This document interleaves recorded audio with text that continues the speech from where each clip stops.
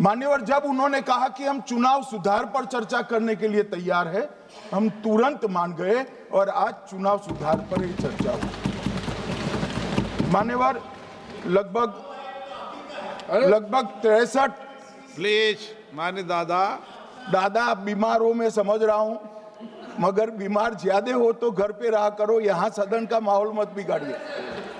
कल हमारे सदस्य मनीष तिवारी कहते थे गहन पुनर्निरीक्षण का इनको अधिकार ही नहीं है। आर्टिकल 327 पूर्ण अधिकार देता है कि मतदाता सूची इस व्याख्या के आधार पर बनाने का अधिकार चुनाव आयोग को है। मान्यवर, अब एसआईआर पर ही सवाल उठा दिए। मान्यवर, इन्होंने कहा कि एसआईआर आज क्यों हो रहा है। मैं इनको थोड़ा इतिहास बता, और मान्यवर एक नई फैशन हो गई है, इतिहास बताते हैं तो नाराज हो जाते हैं कि आप इतिहास मत बताइए। अरे भला कोई भी प्रक्रिया, कोई भी देश, कोई भी समाज इतिहास को छोड़कर कैसे आगे बढ़ सकता है।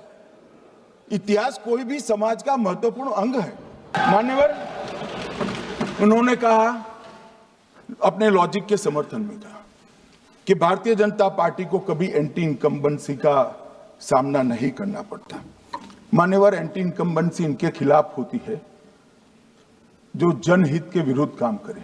ये बात सही है कि भाजपा को एंटी इनकम्बेंसी का फायदा विरोध बहुत कम करना पड़ता है। हमारी सरकारें बार बार चुनकर आती हैं, चाहे राज्य में है या केंद्र में, परंतु ऐसा नहीं है कि हम 2014 के बाद एक भी चुनाव नहीं हारे। छत्तीसगढ़ में 18 में हारे, राजस्थान में 18 में हारे, मध्य प्रदेश में 18 में हारे, कर्नाटक में भी 14 के बाद हारे, तेलंगाना में हम जीत नहीं पाए, चेन्नई में हम जीत नहीं पाए, बंगाल में भी हम हारे। भाई तो तब तो ये मतदाता सूची बहुत अच्छी होती है, टप से नए कपड़े पहनकर आप शपथ ले लेते हो। उस वक्त मतदाता सूची का विरोध नहीं करते हो, और जब मुंह की पटखनी पड़ती है बिहार की तरह, तब मतदाता सूची का विरोध करते हो। माननीय, दोहरे मापदंड नहीं चलेंगे लोकतंत्र में। जब आप जीतते हो तब चुनाव आयोग महान है, जब आप हारते हो तो चुनाव आयोग निकम्मा है, बीजेपी का कहने पर चलता है। जब आप जीतते हो मतदाता सूची अच्छी है, मतदाता सूची अच्छी है, और जब आप हारते हो तो मतदाता सूची खराब है। मई 14 में श्रीमान नरेंद्र मोदी इस देश के प्रधानमंत्री बने, तब से उनको आपत्ति है। तो एनडीए क्या क्या जीती, 3 लोकसभा चुनाव हम जीते, 41 राज्यों के विधानसभा चुनाव जीते, तो हम 44 विधानसभा टोटल चुनाव जीते हैं 2024 से 25 तक। मगर वो भी 30 चुनाव जीते हैं अलग अलग विधानसभा में, 30 जगह पे। अगर मतदाता सूची करेक्ट है तो क्यों शपथ लिया, क्यों चुनाव लड़ा, आप बताइए देश की जनता को। आप लोग यहाँ कैसे पहुंचे? श्री राहुल गांधी जहां से चुनकर आए थे, वो वायनाड की मतदाता सूची में भी मेरी पार्टी ने प्रेस कॉन्फ्रेंस कर इसी प्रकार की डिस्क्रिपेंसी को बताया है। इसका जवाब नहीं देते। हमने अमेठी का भी बताया है, इसका जवाब नहीं देते हैं। अब चुनाव आयोग ने तो निर्णय कर दिया, मगर मैं भी साहब थोड़ा ज्यादा सोचता हूं। तो मैंने सोचा साला ये चुनाव आयोग कहता है कुछ नहीं हो रहा है, कुछ नहीं हो रहा है, तो ये लोग आरोप क्यों लगा रहे हैं?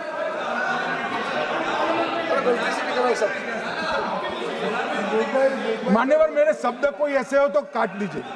काट दिया राहुल जी। मान्यवर, मैंने सोचा कि भाई कुछ गलती नहीं है, मान्यवर कोई गलती नहीं है, तो लोग विरोध क्यों कर रहे हैं? फिर मुझे याद आया कि मान्यवर जब इनके जमाने में चुनाव होते थे, बिहार और यूपी में सरकारें बनाती होती थी, पूरे के पूरे वोट के बक्से हाईजैक कर लिए गए। ईवीएम आने से ये बंद हो गया, ईवीएम आने से बंद हो गया, और मान्यवर चुनाव की चोरी बंद हुई है, इसलिए पेट में दर्द हो रहा है। ईवीएम का दोष नहीं है, चुनाव जीतने का तरीका जनादेश नहीं था, करप्ट प्रैक्टिसेस थी, इसके कारण चुनाव जीतते थे। अब आज ये पूरे एक्सपोज हो चुके हैं। जहां तक 66% और 33% का सवाल है, आप कह रहे हो कि वहां 2 लोग होते हैं और आप 1 होते हैं, ये तो हम तय नहीं करते हैं। 140 करोड़ की जनता तय करती है कौन 66 होगा और कौन 33। यहां कौन बैठेगा वो तो 140 करोड़ लोग तय करते हैं। वो आपके लिए तय करोगे तो आप 66 हो जाओगे, मगर आप तो 100 रख कर गए थे, हमने उसको 33 दे दिया। मान्यवर ये क्या सवाल उठाते, और वो समझते हैं कि मैं बोलता हूं तो बस ये ब्रह्म वाक्य होगा। ऐसे नहीं होता है मान्यवर, हर चीज के तर्क होते हैं। इनका जो भाषण तैयार करते हैं वो भी ठीक से नहीं करते, रिसर्च नहीं करते मान्यवर। इन्होंने सीसीटीवी फुटेज 45 दिन में इलेक्शन कमीशन ने नष्ट करने का निर्णय किया, इस पर आपत्ति उठाई। मान्यवर, जन प्रतिनिधित्व अधिनियम 1951 की धारा 81 में एक प्रावधान है। प्रावधान क्या है? उम्मीदवार चुने जाने के बाद 45 दिन में चुनाव याचिका दायर कर सकते हैं। 45 दिन के बाद इसको कोई चुनौती नहीं दे सकता। ये नियम 1991 में बना, तब उस वक्त सीसीटीवी फुटेज नहीं था।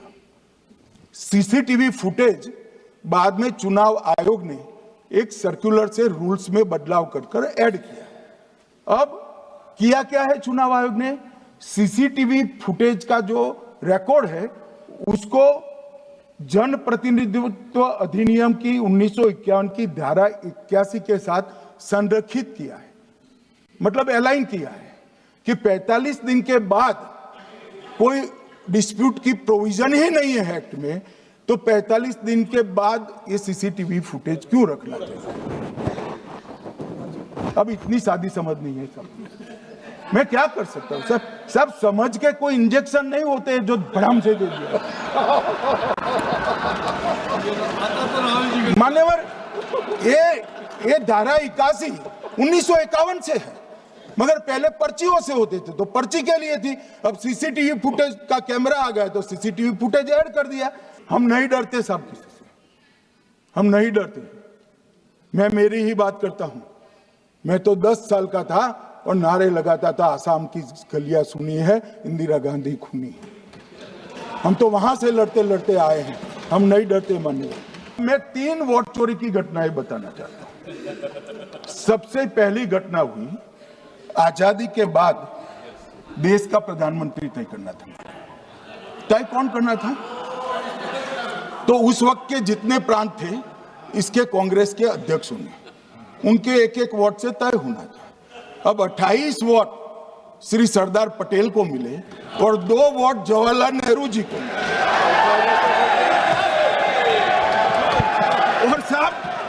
और साहब प्रधानमंत्री जवाहरलाल जी बने।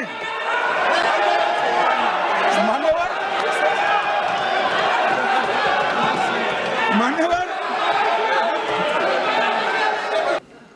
श्रीमती इंदिरा गांधी रायबरेली से चुनी गई। इलाहाबाद हाईकोर्ट में श्री राजनारायण पहुंचे कि चुनाव नियमों के अनुसार नहीं हुआ। इलाहाबाद हाईकोर्ट ने ये तय कर दिया कि श्रीमती गांधी ने उचित तरीके से चुनाव नहीं जीता है, हम इसको रद्द कर दें। मान्यवर, ये भी वोट चोरी थी, बहुत बड़ी वोट चोरी थी।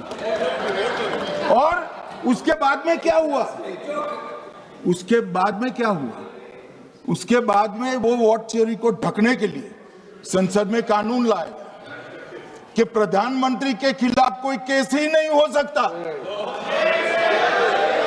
मैं विपक्ष के नेता को कहना चाहता हूं, इम्यूनिटी की बात आप चुनाव आयोग की पूछ रहे हैं, इसका तो मैं जवाब दूंगा, इम्यूनिटी का। मगर ये इम्यूनिटी जो श्रीमती गांधी ने दी थी, इसके लिए आपका क्या कहना है? और फिर जब ये संवैधानिक सुधार के वायरस चैलेंज हुए तो वो केस जीतने के लिए 2, 3 और 4 नंबर के सर्वोच्च न्यायालय के जज को बाईपास कर चौथे नंबर के जज को चीफ जस्टिस बनाया और वहां केस भी जीत लिया। और मानने वाले तो इतिहास है, कौन जुटला सकता है? इनको कोई पढ़ाता नहीं है इतिहास।